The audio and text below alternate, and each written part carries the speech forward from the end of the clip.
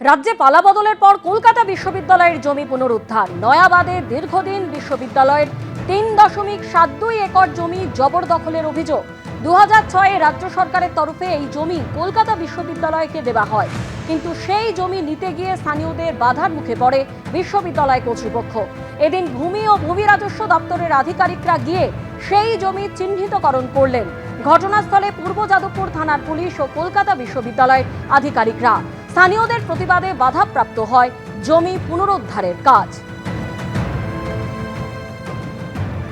ক্যালকাটা ইউনিভার্সিটির যেটা বক্তব্য যে তাদের একটি জমি নয়াবাদ মৌজায়, নয়াবাদে সেখানে তাদের প্রায় ৩.৭২ একর জমি রয়েছে, যা বিঘায় 11 বিঘার খানিকটা বেশি।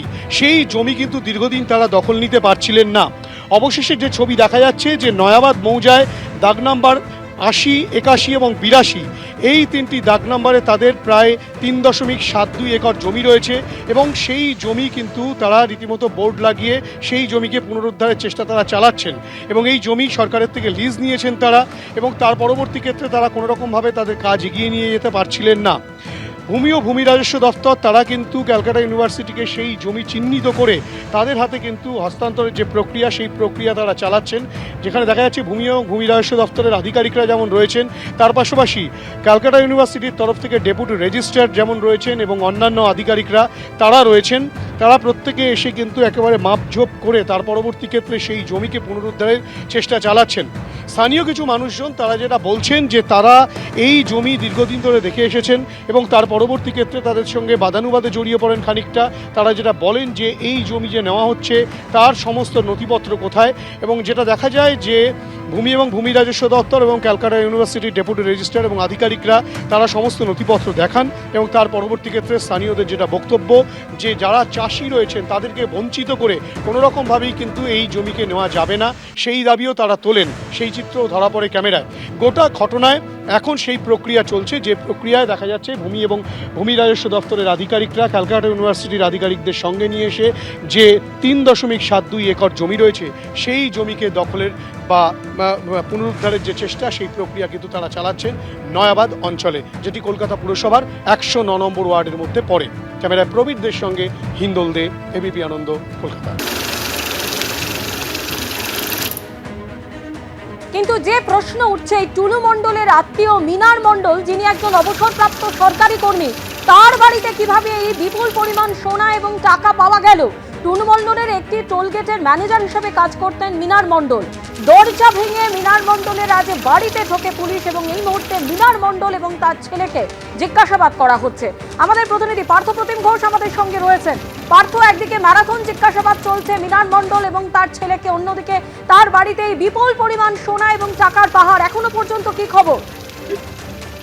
দেখে এখনো পর্যন্ত অফিসিয়ালি যে বিষয়টা বলা হচ্ছে যে 20খানা টাকার ব্যাগ কিন্তু গোনার কাজ শেষ করেছে তারা, অর্থাৎ 20টা টাকার ব্যাগ সেটা গোনার কাজ শেষ হয়েছে। এরকম আরো প্রচুর ব্যাগ টাকা সেটা কিন্তু রয়েছে বলে জানা যাচ্ছে, এবং তার অ্যামাউন্ট সেটা অনেকক্ষণ আগেই আমরা জেনেছিলাম, প্রায় সূত্রের খবর 20 কোটি টাকার ওপর, এবং সেটা হচ্ছে 15টা যে 20টা ব্যাগ গোনার কাজ শেষ হয়েছে, টাকা গোনার কাজ, তাতেই পাওয়া গেছে হচ্ছে 15,75,00,000 টাকা। এবার এছাড়া হচ্ছে আরো টাকা গোনার কাজ সেটা কিন্তু চলছে, এবং যেটা সূত্রের খবর 20 কোটি টাকার ওপরে ইতিমধ্যেই কিন্তু গোনার কাজ হয়েছে। এছাড়া 15 কেজি সোনা উদ্ধার হয়েছে, যার মধ্যে হচ্ছে 1 কেজি করে সোনার বাট রয়েছে 14টা, এছাড়া 100 গ্রাম করে 10টি সোনার বিস্কিট রয়েছে। অর্থাৎ তাই সোনার হিসাব করলে সোনার বাজার মূল্য যা সেটা হচ্ছে 15 কেজি সোনা প্রায় 22 কোটি টাকা দাম, এবং অর্থাৎ 22 কোটি টাকা হচ্ছে সোনা। 20 কোটি টাকার ওপর নগদ এখনো পর্যন্ত উদ্ধার হয়েছে। 20টা টাকা ভর্তি যে ব্যাগ ছিল, বড় বড় যে ব্যাগ, সেই টাকার ব্যাগ সেটা কিন্তু গোনার কাজ হয়েছে। আরও এরকম প্রচুর টাকার ব্যাগ রয়েছে, সেই টাকাগুলো কিন্তু গোনার কাজ সেটা কিন্তু চলছে এবং চলবে, এবং পরবর্তীকালে যে বিষয়টা বলা হচ্ছে যে আরও লোক সংখ্যা বাড়িয়ে সেই টাকা গোনার কাজ সেটা কিন্তু করা হবে। এবং এইটা হচ্ছে টুলু মণ্ডলের আত্মীয় মিনার মণ্ডলের যে বাড়ি, সেই বাড়ি থেকে এই টাকার পাহাড় সোনা সেই সবটা উদ্ধার হচ্ছে। প্রায় 12-13 ঘন্টা হতে চললো এই রেড, এবং সেই রেডে এখনো পর্যন্ত কন্টিনিউ হচ্ছে। আদৌ কতক্ষণ এই রেড চলবে বা কবে অবধি রেড চলবে সেটা কিন্তু আর নিশ্চিত করে বলা যাচ্ছে না। যেমনটা মনে করা হচ্ছে, মূলত এই যে পাথর ব্যবসায়ী টুলু মণ্ডল, তার আর সে যে ব্যবসা করতো তার সেখান থেকে রাজস্ব ফাঁকি দিত সরকারকে, এবং সেখান থেকেও যে ব্ল্যাক মানি, এই যে ব্ল্যাক মানি কালেকশন হতো, এবং সেই টাকাই হচ্ছে টুলু মণ্ডলের টাকাই হচ্ছে এই বাড়িতে রাখা ছিল। এই বাড়িটাকে বেছে নেওয়া হয়েছে যে জায়গায় একটা ফাঁকা এলাকা দেউচার কাছে, এবং সেই ফাঁকা এলাকায় এই বাড়ি, দোতলা একটা বাড়ি, দেখে মনে হবে না যে এই বাড়িতে কোনো এইরকমভাবে যে সম্পদ সেটা থাকতে পারে। মিনারের বাড়িতে এরকম যে মিনার থাকবে সেটা কিন্তু কেউ কিছু বুঝে ওঠার জোর নেই একেবারে, কারণ একেবারে সাদামাটা ভাবে থাকতেন তারা, এবং সেই জায়গায় যে বাড়ি, সেই বাড়িটা ফাঁকা জায়গা, চারদিকে কারো সন্দেহ হওয়ার যাতে সন্দেহ না হয় তার জন্য এই বাড়িটাকে বেছে নেওয়া বলে মনে করা হচ্ছে। এবং সেই বাড়িতে এইরকমভাবে কিন্তু পাহাড় উদ্ধার হচ্ছে, টাকার সোনা উদ্ধার হচ্ছে, এবং প্রায় 12.5 ঘন্টা হয়ে গেছে এই রেডের। দুবরা যে জায়গায় রেড চলছে মোহাম্মদ বাজার থানা পুলিশের, সেই রেড কিন্তু এখনো কন্টিনিউ হচ্ছে, এবং টাকা গোনার কাজ সেটা চলছে। 20 ব্যাগ টাকা ইতিমধ্যেই গোনার কাজ শেষ হয়েছে, আরো এরকম ব্যাগ টাকা সেটা রয়েছে, এবং সেটাও কিন্তু গোনার কাজ চলছে। পার্থ, তুমি আমাদের সঙ্গে থাকো।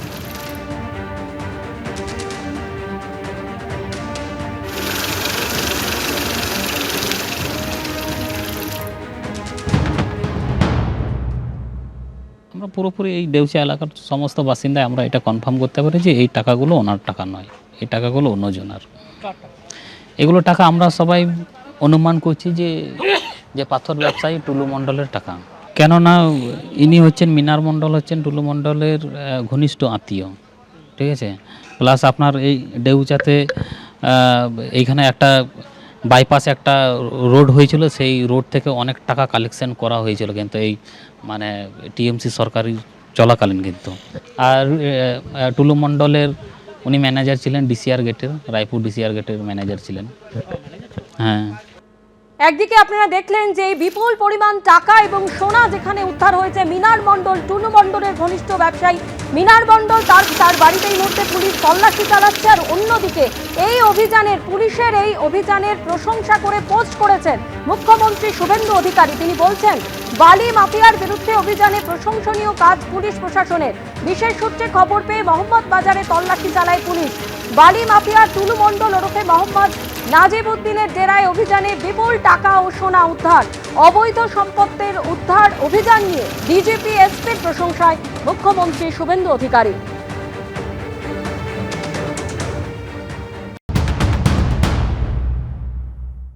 তৃণমূলের আমলে পশ্চিমবঙ্গের প্রাকৃতিক সম্পদ, জল, জমি, জঙ্গল, ক্ষেতের ধান, ঘরের লক্ষ্মীর মান সবকিছুই কোনো না কোনো লোকের হাতে দায়িত্ব দেওয়া ছিল, সেখান থেকে সেগুলোর থেকে টাকা রোজগার করা, সেগুলোকে চুরি করার। সেই সম্পদ লুট করার জন্য তৃণমূল স্তর থেকে তৃণমূলের লোকজন বিভিন্ন রকম ভাবে যুক্ত ছিল। সমস্ত দুর্নীতির রাস্তা গিয়ে শেষ হয়েছে কালীঘাটের টালির চালার উঠোনে গিয়ে। সুতরাং এই জিনিসও তার ব্যতিক্রম হবে না। তদন্ত এগোক। রাজ্য সরকারের কাছে দলের পক্ষ থেকে এবং পশ্চিমবঙ্গের জাগ্রত জনতার পক্ষ থেকে একটাই দাবি থাকবে, যেন সব থেকে কঠিনতম সাজা এরা পায়।